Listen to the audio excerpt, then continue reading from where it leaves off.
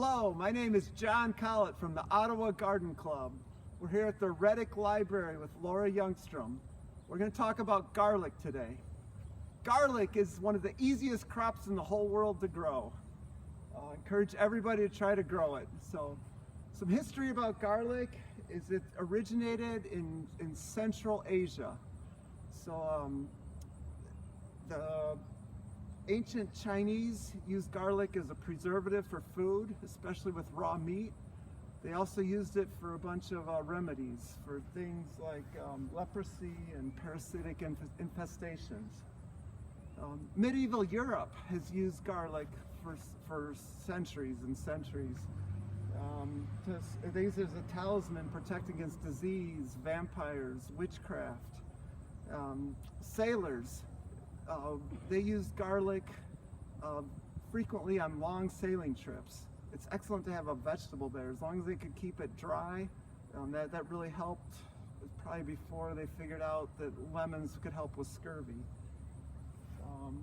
Ancient Egypt and Greece, soldiers, laborers, slaves, they use it for its disease-fighting ability. Garlic's strong odor comes from the sulfur compounds. It's a volatile oil, and so that's why you get the strong odor. So, growing instructions. Where to plant it, or when to plant it. A lot of different guidance. I like going on soil temperature. So once the fall soil temperature gets to be less than 50 degrees, that's generally the time to plant. If you want to go by frost date, generally within about a month of that first frost is when you want to try to plant. So this year we were mid-October, so we want to get that garlic in by mid-November. If you live in a warmer climate, you're looking at 2 to 4 weeks before the coldest time of year, which is from Northern Hemisphere, is the last week of January, first week of February. So if you're in Southern California, you're probably planting garlic around Christmas time. Planting. So what you do, you break the bulbs apart, put them down 2 to 3 inches deep. Pointy side goes up, the roots go down. I like going 6-inch spacing. I find that I get a good yield and I still get good big bulbs. Some people can say you can go as low as 4. I find the bulbs are smaller if you go to 4 inches.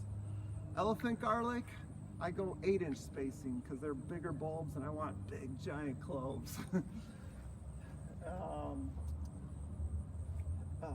Mulching, I recommend a couple inches of mulch. We're using straw. Watering, infrequently. In our climate, I do no watering. We get plenty of rain. As long as that bed's mulched, it's going to hold enough moisture in. I've gone through 6 weeks of drought, not watered it, and still had a great harvest. Fertilizing, if you want, you can add a little nitrogen. My soil's good enough, I don't add anything. And then harvesting. Harvesting timing is important. You want to wait until about half of the leaves are dead. Once about half the leaves turn brown, that's when you want to dig up that garlic and harvest it. So generally, garlic's divided into a couple different categories. You have hard necks and soft necks. And you also have elephant garlic, which is actually a leek. The hard necks and the elephant garlic, they produce scapes or seeds. Generally, I want to cut those scapes. I want to cut those scapes off, and you can use them and cook them up just like you would garlic. It adds flavor to a vegetable mix. The theory is you want the plant putting energy into the bulbs instead of into the seed head. Soft necks do not have scapes. You can still grow them the same way, you just don't get to harvest the scapes off. And then you can braid the soft neck as well after you've harvested it.